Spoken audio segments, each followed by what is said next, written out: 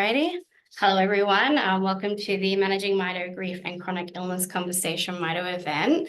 I'd like to begin by acknowledging the traditional owners of the land on which I'm on today.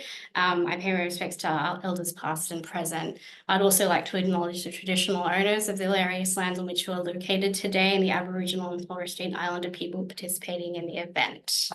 I'd also like to acknowledge the people living with Mito and living with an experience of Mito and those who love and care for them. Each person's journey is unique and valued contribution to our commitment to our community and our commitment to end suffering from Mito. We respect and value generous contributions which assist us to continually shape the work that we do. So Mito comes with a number of challenges, as many of you probably already know. Many of them are physical, but it also comes with some emotional and mental health impacts that might not be discussed well or when you receive a diagnosis. So we have Nathan today to help with that and to help our discussion of that to guide us through this discussion. Nathan has a master's in psychology and social work. He has a graduate diploma in relationship counselling, and he's a registered mental health social worker and specialises in grief counselling. All right, so the first question that we did receive from the community was, I'm struggling to cope. It's the not knowing if my son will change overnight. How do I get past this feeling of not knowing? It could be me that it impacts before him, and no one really truly knows the answer either. Yeah. I guess if there was an easy answer to this, I expect this person would have found it. I guess I want to recognize that living with uncertainty is really hard for any human being. We're not well wired for that we don't enjoy that a lot of us, if there is the possibility of creating a routine or stability, we do that we do the same thing in the same order every morning, those sorts of things, that humans are hardwired for that sort of stability and certainty. So some of the most difficult stuff that we can live with is the unknown, because that feels scary, it feels risky, it feels we're unsure about what to do or how to respond to that. I would recognize those forms of worry, and particularly for a mum, as a form of care, that sort of protection of a child, that protection of your son, and wanting to be able to preempt or predict things, to prepare yourself to be there in the ways that you want to be there. And so I would see that sort of worry, or that kind of not knowing discomfort, as part of trying to do that care as well as possible, trying to get things as right as possible for whatever might happen in the future. I think I would recognize, and I might share one of these slides just to begin with, is the bit about how we often feel that the world, or we're brought up to feel that the world should be a predictable place. So that idea, I'm going to put this in a slightly tongue-in-cheek way, but I think it speaks to what a lot of us grew up with, if we're fortunate enough to grow up in a predictable environment, that if we are good people, if we eat our greens and we treat our neighbor like we would want to be treated ourselves, that good things will happen. That we know when we have a diagnosis like Mito or other difficult things that happen, that belief in just a benevolent, predictable world is shattered. And so we have this idea of shattered assumptions when something traumatic like a diagnosis happens, that kind of blows up that certain sense of certainty in the world. A diagnosis like this is a traumatic event. It's one that kind of pulls the rug out from under us, and we feel uncertain and unsure. And it kind of makes us much more aware of our personal vulnerability and mortality. And that unpredictability means anything could happen, and it feels like anything could happen at any moment. So I imagine that sort of perpetuates some of this worry going on about that not knowing and what's going to happen. So there are no, as I said, there are no simple solutions to this, but I want to suggest a couple of things, and it'd be great if this person is online, if there are other aspects of this I'm not getting. I'm conscious that we only get so much from a short question. It would be good to have that feedback. A couple of these strategies might be helpful for some other things and some other topics we might talk about. So I want to split up here a little bit between thoughts and feelings, because I think there may be two different approaches that we might have with this. So I'm going to start with the thought bit. So that worried thought might be, something's going to change with my son tonight. Something awful is going to happen tonight or in the next week or soon. So I'm going to ask you if in your own mind, as you're tossing that over, and other people might have other worries that they have, I'm going to ask you to find that just that statement, whatever fits as that statement of worry. And if you feel okay to close your eyes, or if it's not okay to close your eyes, just to find a fixed point to look at on the table or in the room in front of you, to just toss that worry thought over in your head a few times. So my sun will change overnight, or my sun will change overnight. My sun will change overnight. And now I want you to put in front of that statement, I'm having the thought that my sun will change overnight. I'm having the thought that my sun will change overnight. I'm having the thought that my sun will change overnight. And repeat that a few times.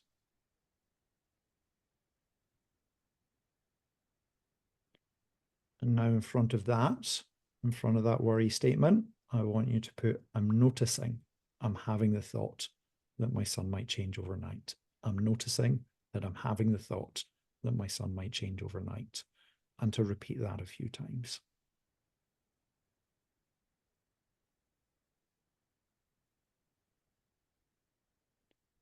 I'm going to pause there. And I'm wondering what people noticed as they did that. And I know we might not get immediate feedback on that, but just that sort of self-reflection. What did you notice as you did that?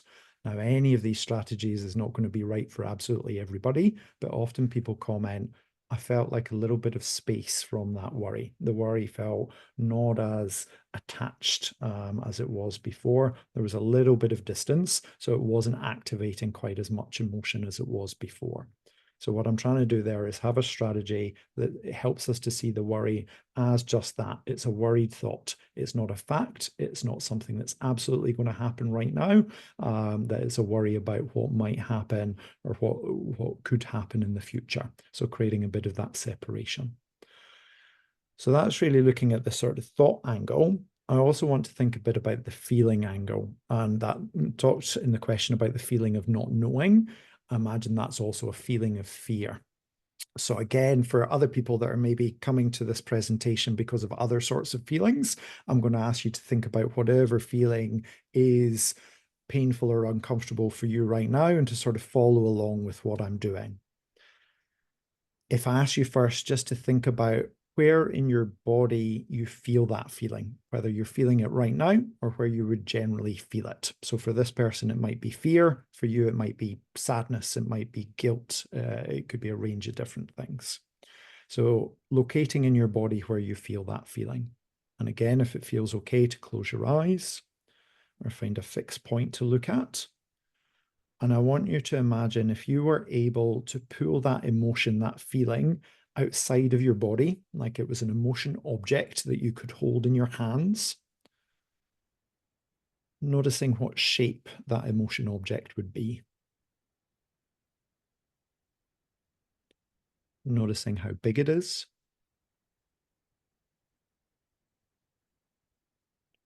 What color it is.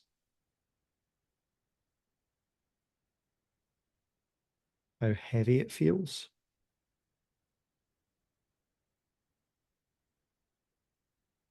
And how it would feel against your skin. What's its texture?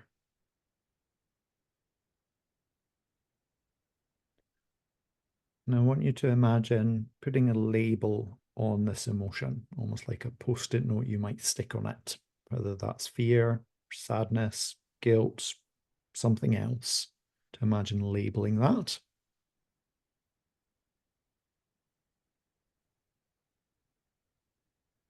And I want you to imagine gently placing that emotion object down on the table, on the floor beside you. That we're acknowledging it. We're not rejecting it or dismissing it. We're acknowledging that it's there and then gently placing it down beside us so that we're freed up to do whatever else we might need to do in our day. And we can pick it back up anytime that we need to acknowledge it again. And I want you to notice just how that felt for you. And again, if there's any sort of comment or feedback about that, please provide that.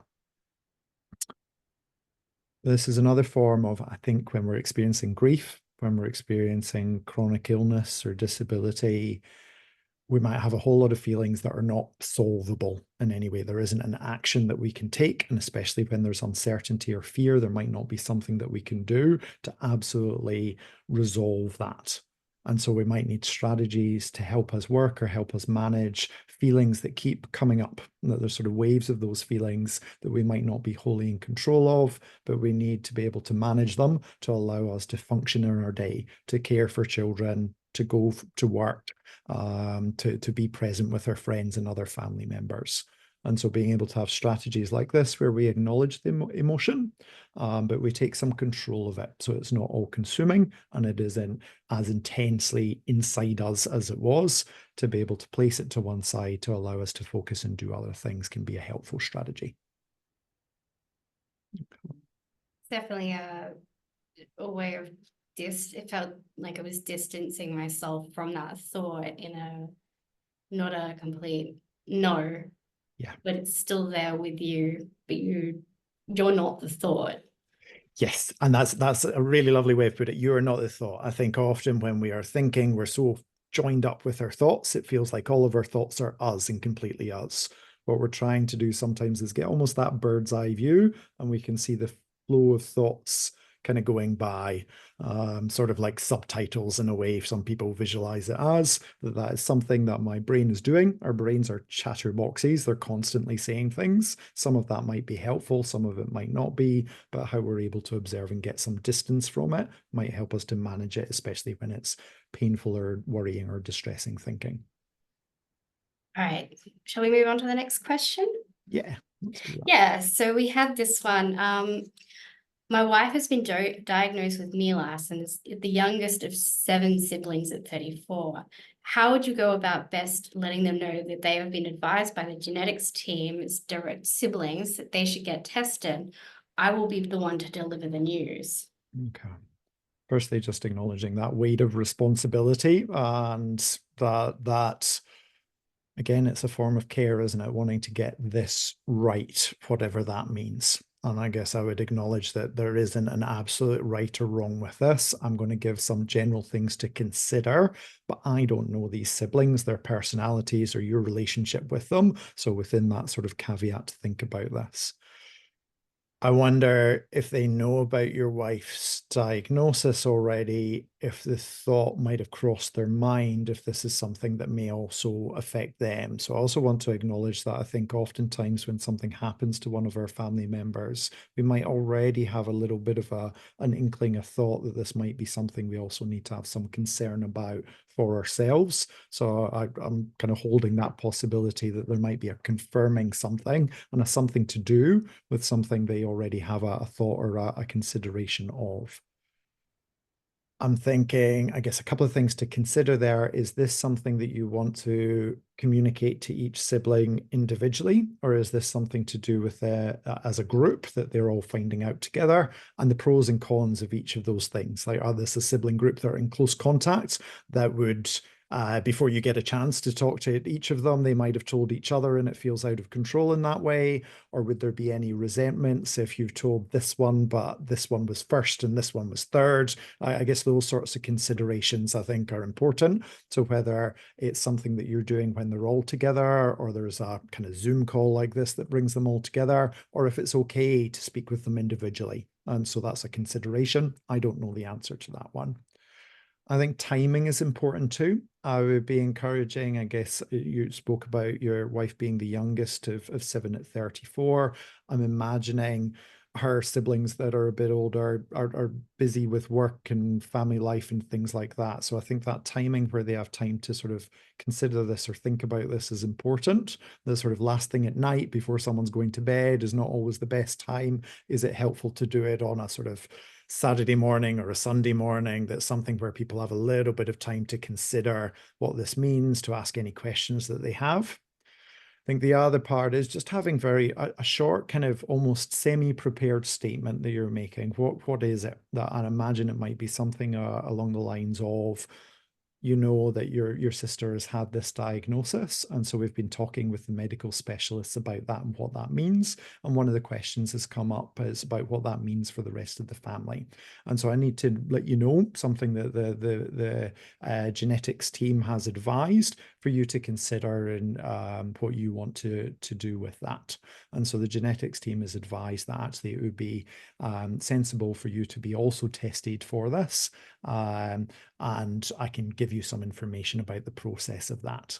I'm sort of hoping that you might have some information from the genetics team about that process, or if there is a web page or some resource that you can direct them to as well, because they might have some questions about that. And I wonder if it's helpful to be prepared with something in writing that they can take and go with. That's a bit of a next steps in that process too. And what if you meet resistance? So someone is very stubbornly doesn't want to engage with this. Yeah. And I think that's a really personal choice. I think one of the things that's hard for us as people is it's sometimes hard to fathom how people would make different decisions to us. I think there's a big kind of school of thought that, yeah, it would be better to know, but some people just don't want to know for a range of different reasons. That actually, I guess, a little bit of that kind of more ignorance is bliss mentality, that if I don't know, I don't have to worry about it. I don't need to consider it. And that's, I guess, as hard as that might be, is a decision that we need to respect, I guess, each individual's right to choose what knowledge they want to have for themselves or not.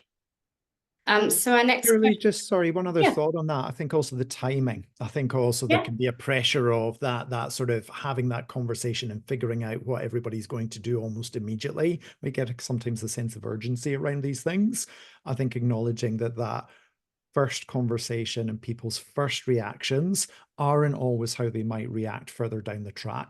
So I guess for you and your wife, you've had time to wrap your heads to some degree around this. For the others, they may not. And so to actually sort of have that conversation, give them that information, and maybe there's a bit of a follow-up a little bit down the line to see what are you thinking about that? How are you considering what to do? kind of like letting them soften up to the idea. Absolutely. Because I think that often when we get this big news that might really affect us, we have sometimes a fear response. And when we feel fear, it's kind of like that adrenaline fight or flight thing. Some of us might kind of dismiss that as, well, I'm well, it can't be affecting me, I don't need to do that. Some of us might just disengage and change the topic or offer some humor, like family dynamics. And I'm imagining with 6 different siblings and personalities, there could be a whole lot of different responses there, and each has their different role in the family. That actually just letting them kind of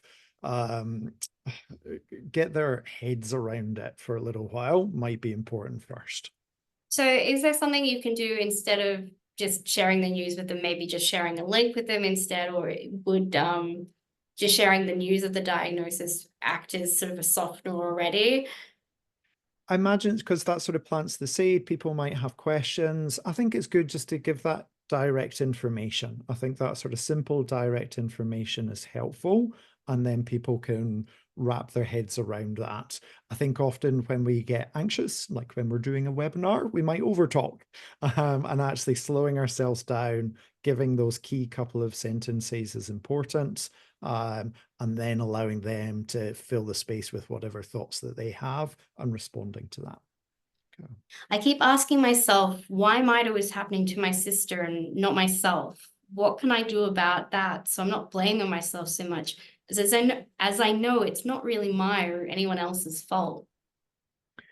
I think we have here again that sort of thoughts and feelings that can almost happen kind of independent to each other. We know rationally we're not to blame for this thing, but the feeling part, and again, I would see that as a feeling of care.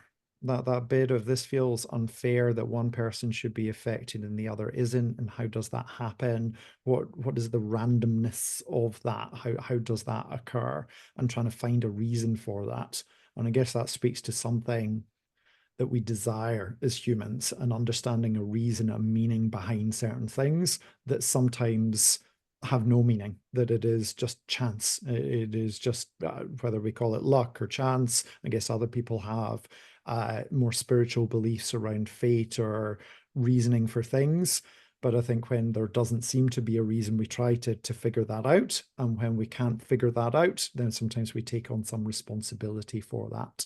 So I imagine lots of people on this call might have heard that term survivor guilt that we often talk about in terms of like a plane crash or a car accident where other people may die and a person survives and they might carry that guilt. I think that kind of applies in some ways to other circumstances. The word survivor might not be quite right here, but it's sort of a guilt of somebody else's is impacted, is suffering in a way that I'm not, and that feels unfair. And so I carry some sense of responsibility for that, even though that might not be a rational thing to do.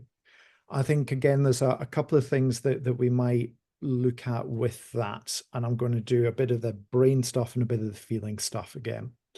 One of the things I might, if I was working with this person as a client and tuning into some of that rational thinking, I might have them write down that statement. I am responsible for my sister having Mito and me not. And then have them put beside that statement, once they've written it down, the percentage that they believe that statement to be true. So it's a way of just really kind of rationally assessing that and trying to make sense. How much is that? Is that a 90% true? Is it a 5% true? Is it a 1% true? And really arguing for that. So then looking at that question, almost like two columns on the page.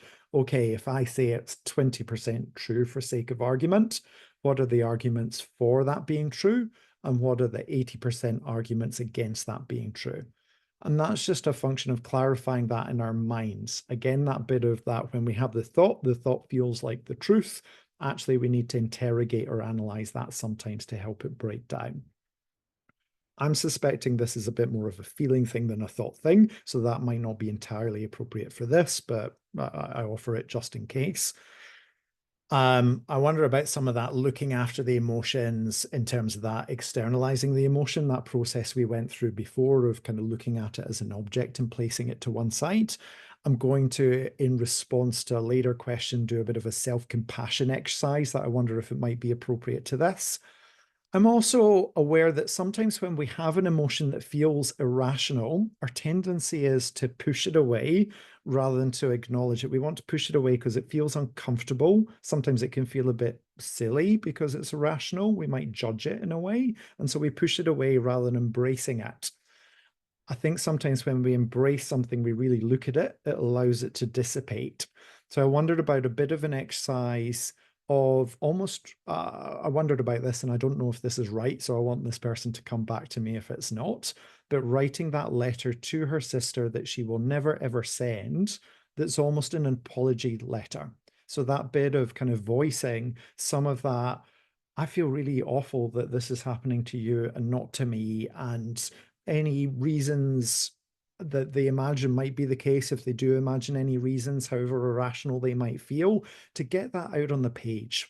So I think when things are rattling around in here, they have a power of their own by actually putting it out there on a piece of paper. And I'd encourage the handwriting of this rather than the typing it. There's something powerful in the handwriting. It might not be a long letter. It might be a stream of consciousness. It might be a dot points on a page, just a way of putting all of those feelings and thoughts onto a piece of paper and then shredding them, burning them, destroying them in some way. So no one's ever going to read them.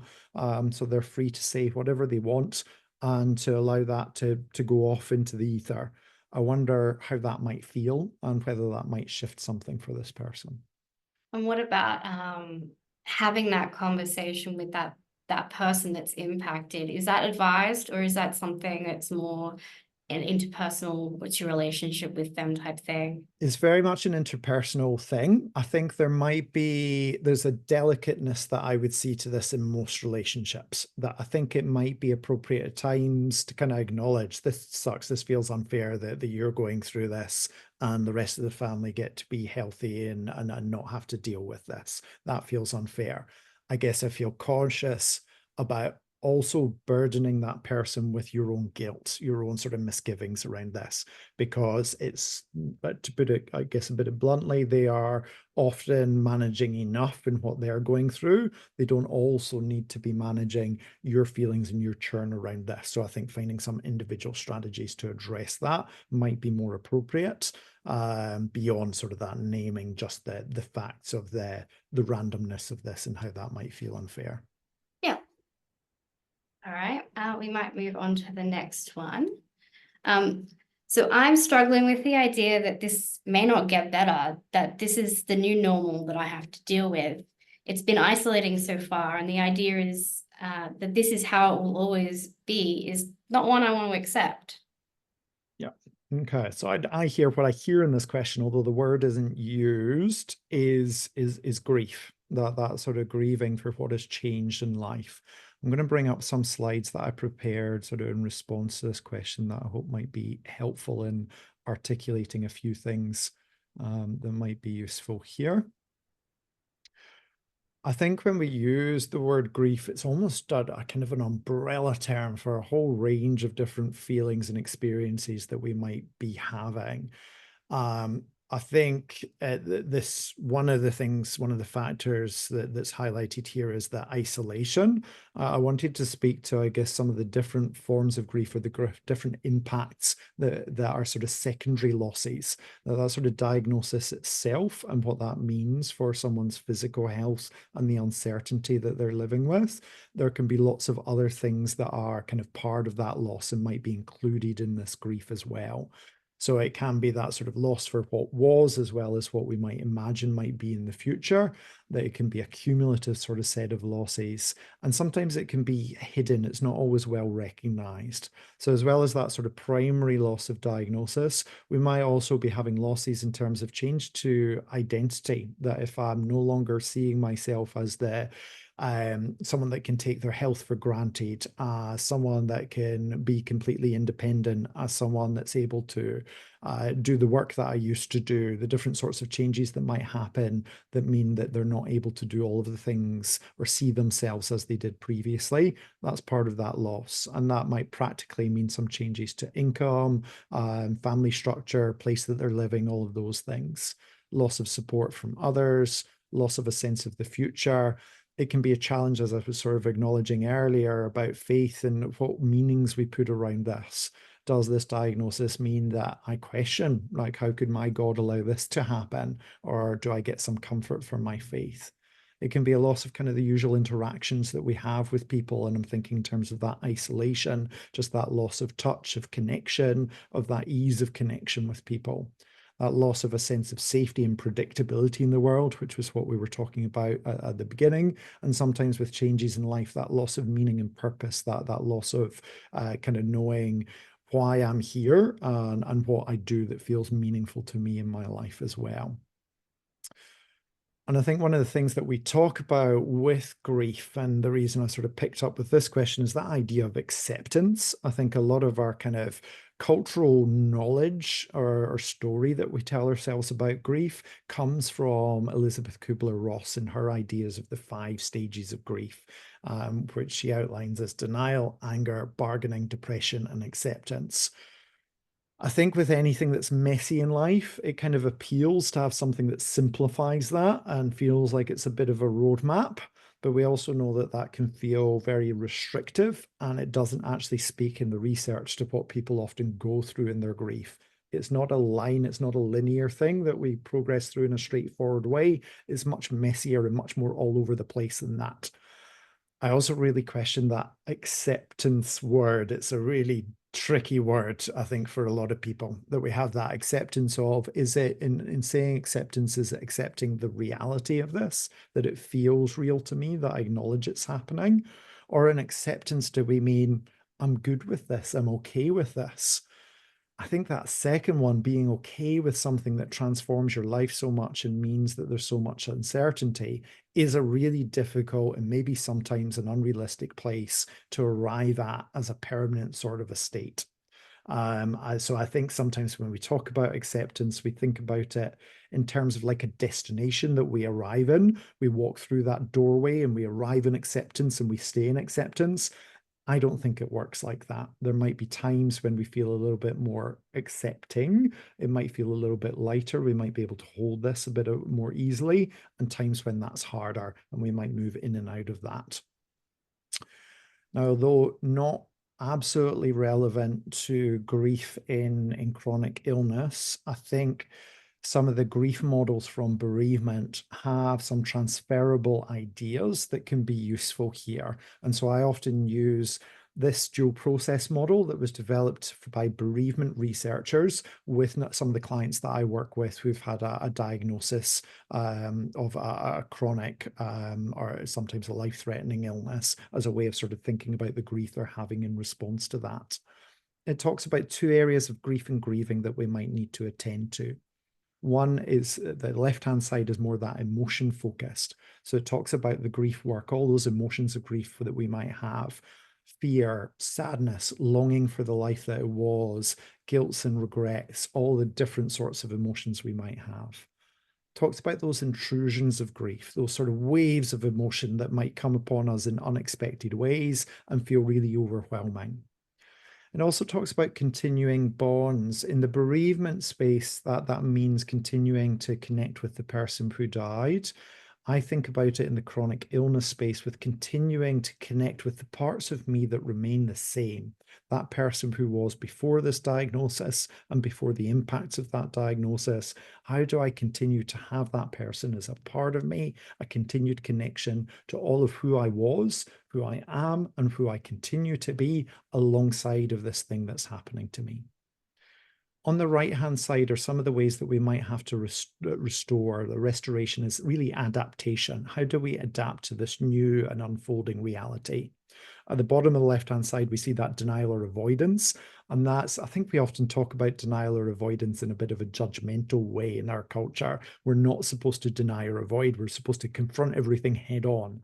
I would suggest in these circumstances, it's impossible to do all of that adaptation all at once. We need to pace ourselves. That might be difficult, it might be slow, and we might need to push certain things off some of the time at least. And we do need to do some of that work. So we need to attend to some of those things that are different, often learning a whole new medical language, attending medical appointments, talking with friends and family about a diagnosis and the impacts of that, doing new things, whether that's treatments or things that might help us manage our condition, making changes at home, that whole sort of set of practical adaptations. We might at times distract from our grief of what's happening. We might get busy binge watching Netflix or doing something else to try and push away those emotions. At other times, we might need to actively put those emotions to one side to allow us to do the things that we need to do to show up as parents, as workers, as friends, to do the things that we need to attend to. I think also in that bigger picture of things, when something big changes for us or within our families, there are new roles and identities and relationships. A diagnosis, a major change, changes how we relate and we react to other people and how we think about ourselves. And it takes time to figure all of that stuff out. What this bouncy line is, it shows how we move between these two areas, and sometimes in kind of ways that feel quite chaotic. We might have a wave of emotion, that intrusion of grief, and we get busy getting distracted from it. We might do something new for the first time. We might attend a webinar like this, and we might have a huge wave of emotion about the wrongness of having to do that and the discomfort of having to do this, and back and forth and back and forth. I use this with my clients as a bit of a reflection tool. The idea of, am I getting the balance between these two areas about right for me right now? And it doesn't need to be 50-50. Are there emotions I'm feeling stuck with that I need to do something with? Or are there kind of things that I need to be doing that I'm not actioning that need to be attended to? And that can be a bit of that personal reflection of, do I need extra assistance with this? Or are there other strategies I need to test out to try and address these things? So I offer that maybe as a sort of other way of kind of understanding what grief is and how it functions for us. I think another important point in the literature that maybe applies here as well is this idea of chronic sorrow, which particularly applies to living with chronic illness that might fluctuate over time, and the impacts of that we might feel like we're managing better or we're finding more challenging at different points. So that idea of recurrence of permanent or pervasive sadness or other grief-related feelings that are associated with other significant non-death related losses. And those are those, I guess, that wave of emotion that we might have periods, we might have weeks or months where this just feels heavier, it feels harder, it feels not possible. And at other times where we feel we're coping better with this. And that is a normal, a common response in these situations where the changes to our life are ongoing. I think important to recognize is often that's disenfranchised. And by that, I mean it's a grief that we don't recognize, that's ambiguous also in some ways, that is unclear, that grief. It's not like when someone dies, where there's a very sort of concrete thing that's happened, that this grief with chronic illness might be less easy to label. It might be less well acknowledged by other people and by us. And we don't have rituals, sort of like when someone dies, we have a funeral, we have a way to sort of express some of our sorrow. With this, we might not have that. And so we might need to try and find ways to express that as well. Yeah, I think also I'm also curious in these situations and circumstances, a couple of questions that I don't expect an answer to in this forum, but maybe ones to consider of what does hope look like now? What do I hope for now in this changed reality, in this reality that I'm living in? What are the things that I hope for in my life? And into the future, what role do I want this to have taken in my life? How do I want it to be a part of my life, and how do I want to have coped with it? What changes? How do I want it to have changed me? And are there any ways that I want it to have changed me for the better in what I learn or how I cope, how I navigate this? What would be sort of, I guess, that best version of that for me in my life, in my family, and going forward? I think that's a nice little segue into the next question about a little bit about hope. Is the next question is, before my son's diagnosis, I had all these hopes and dreams for him. I know not all of those things I think would come true. He's his own person, but the ones about him going through all of the adult milestones feel either so far away or impossible now. I feel sad that he might not get to experience some of those, but I also feel sad as a parent now that I won't see him go through them. How can I honor those thoughts, but also be at peace with those that aren't likely? So I think there's a couple of things in that that might echo a few things from earlier. I think first recognizing that as a form of grief for the imagined future. I guess any of us, when we become parents, we have a vision of what our child is going to do and how their life might unfold and our hopes for that. And so I think what this person is speaking to is that grief for what that future was going to look like, which again is one of those kind of unclear, sort of ambiguous forms of grief that we don't always recognize as well, but can be really important for us to acknowledge. I'm going to, the kind of be at peace with phrase, I think is a little bit like acceptance. It's that idea that we find a place where we're kind of okay with that.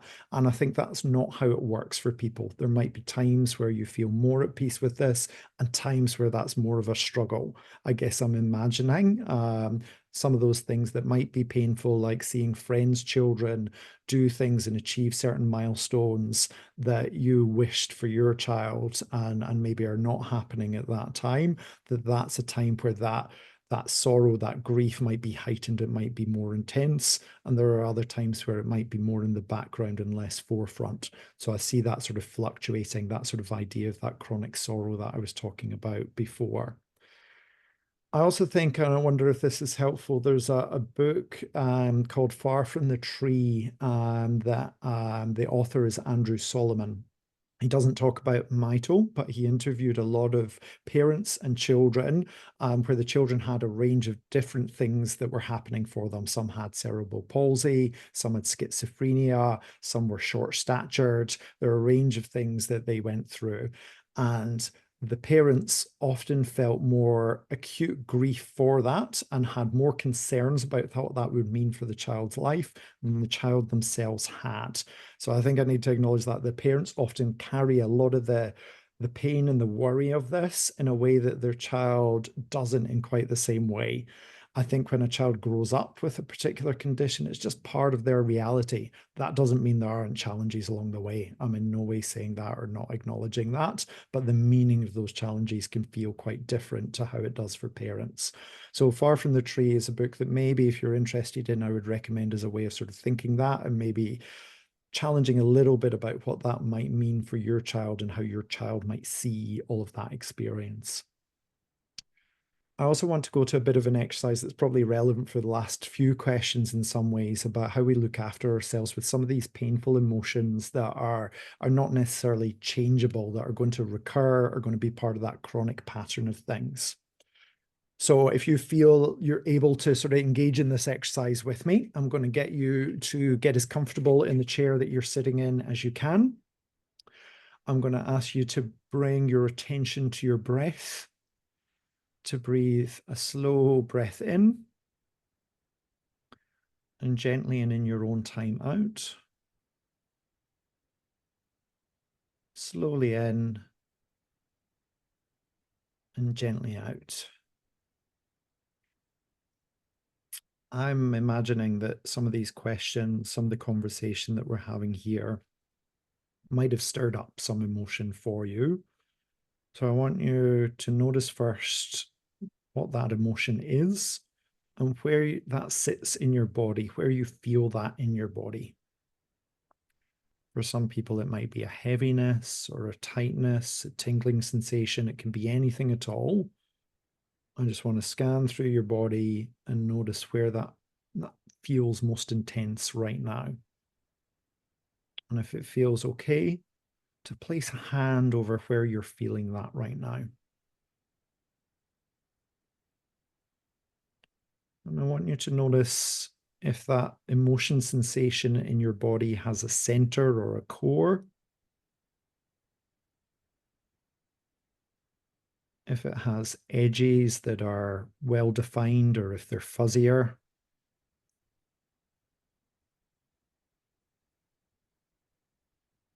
If it has movement or if it's completely still. Imagining if it had a color, what color it would be.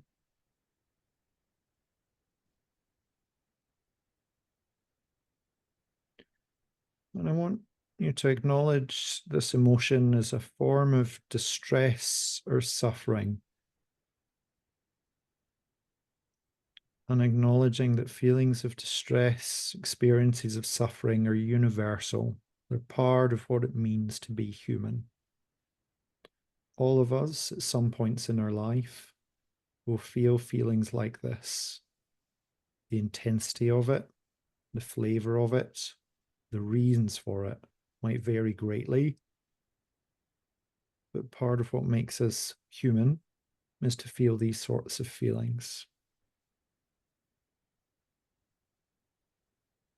And in the same way that you might for someone that you care deeply about, I want you to offer yourself some kindness, some compassion around this feeling that you're feeling right now. If it feels okay, I want you to stroke a thumb or your fingers, a sort of affectionate touch that just reassures, that soothes, that acknowledges this emotion and the pain that it's causing. Noticing how that feels.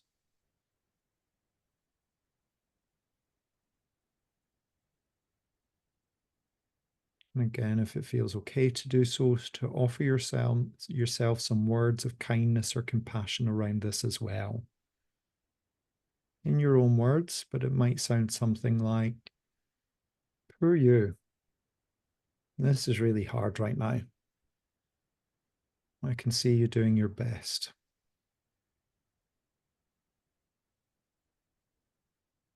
Noticing how that feels.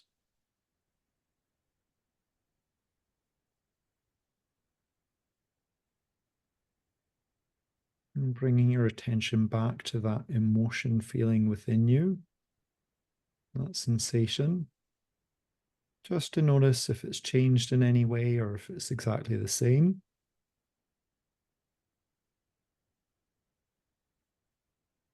Gently bringing your attention back to your breath. That slow breath in. And gently out. Slowly in. And in your own time out. And when you're ready, opening your eyes and coming back to this presentation.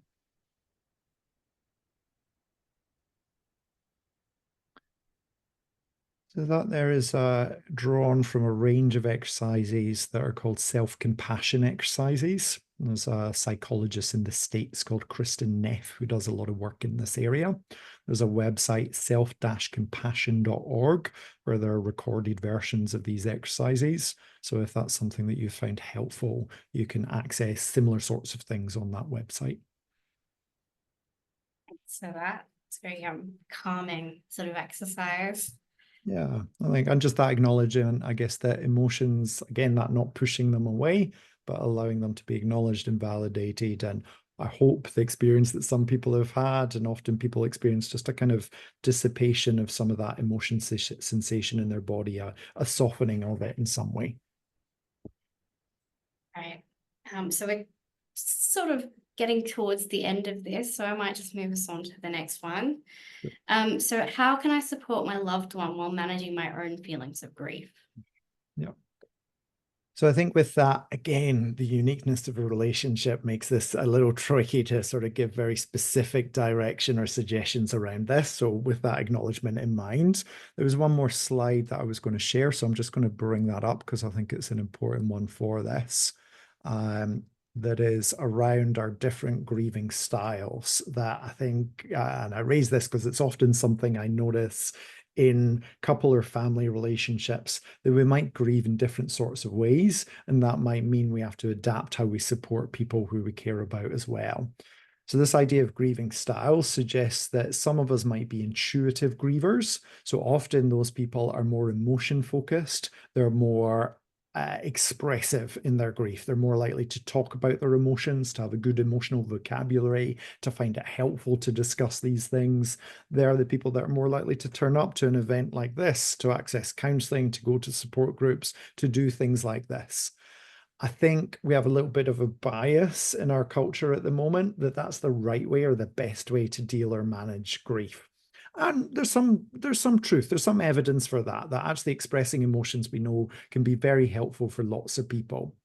But it's not the only way to do that. And so I think it's important to acknowledge that we also have people that we would term instrumental grievers. These are people that are more problem solvers in their own head. They're maybe a bit more introverted. They're likely to deal with a task list and feel like in control of things if they've got a list of things to tick off, to become very well informed about the condition, to find the sort of medical vocabulary, to do that lot of research, to be engaged in activities, whether they're related to what they're going through, like fundraising for a particular cause, or distracting activities, that sort of busyness of doing other things, doing exercise, kind of having a hobby that absorbs them, that's their way of processing or going through this.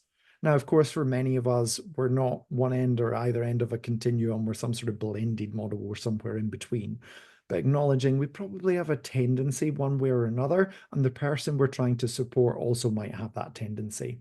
So acknowledging that there isn't only one right way to do this or one way that might be helpful for people, but different things might work for different people. And so how we might best support someone we care about is trying to find out or discover, be curious about the things that might be helpful for them, and to acknowledge that those might be different to the things that are helpful for us. So that's sort of a first part. I think also that sometimes it can feel like, and especially when something is new to us or our family or our relationship, this thing has just recently happened and has turned our world upside down, that might feel like it takes over absolutely everything. And sometimes I talk with families about having kind of a scheduled time to talk about this, to explore what's happening. So that might be to begin with once a week or a couple of times a week. Let's check in with each other on how we're going with this. When we go for a walk or while we sit and have a cup of tea every Tuesday afternoon, whatever it happens to be, that this feels there's a time that we get to talk about this, but there's also a time when we don't have to talk about this, that there's other time when we're just doing those everyday sorts of things as well. So sometimes that can help to manage it. That is not part of everything, but it is something that we're also attending to in ways that feel meaningful. I think it's also important that we build our own communities of support. I guess when we are grieving something that someone else is grieving, we need to be supporting ourselves to manage that. And so we might need support from friends, from family, from other professionals, from services like the Mito Foundation that help us manage and cope with our own grief, so we feel more able to support other people. So I think developing our own community of support, and whatever that might look like, might be essential to thinking about how we support someone else and tune into what they might need, and also find that curiosity about what they might need as well. And I think often, and I think this is the hardest part, that offering empathy and being a good listener is what we really know is essential to being effective support.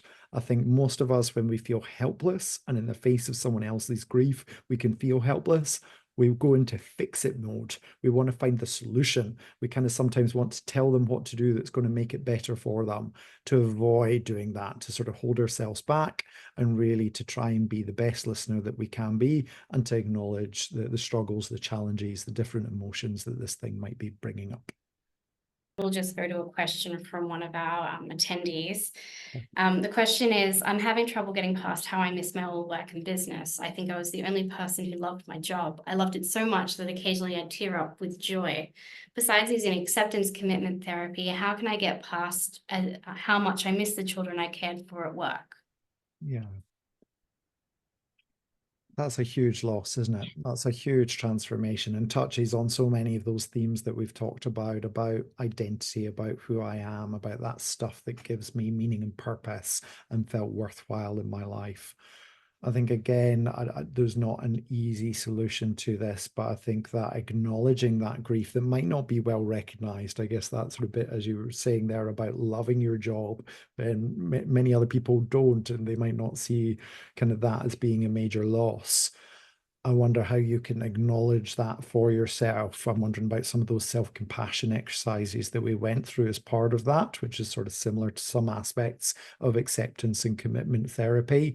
I'm wondering also about some rituals of acknowledgement. I'm not sure if this quite fits for you, but certainly sometimes how we have a sort of bringing together of the memories of that. Are there sort of photographs of you at work that you bring together in an album that sort of kind of brings together that chapter in your life? Are there ways, like, I guess, if you finished work because of retirement or other sorts of things, we might acknowledge that in particular ways, that there's sort of an ending to that. I wonder if there's something like that. I don't know if that happened for you, and that's not a solution in and of itself, but it's something that often gets missed when people finish work suddenly because of health issues, or gradually, and there isn't a sort of an absolute or defined ending, that there's some sort of acknowledgement of that that feels meaningful in some way as well. I don't know your circumstances. I am also wondering of any sort of avenues for connection to any parts or elements of that work that you enjoyed that are possible now. I don't know exactly what that would look like for you, or what's feasible for you. So I'm not going to go into problem solving and suggestion mode, but I guess I would be asking or exploring with you. Yeah, what are there any, however tiny parts those might be, that are elements of what you enjoyed from that role that can be done in different forms or different sorts of ways now, that's that thread, that continuing bond of some of that identity and satisfaction with those things as well. Yeah, I hope that's helpful in some way. It's hard without some of those specifics there. Yeah. Thank you for that. And thank you for this, Nathan. It's been actually really interesting to hear about, some of these self-compassion activities that we can do.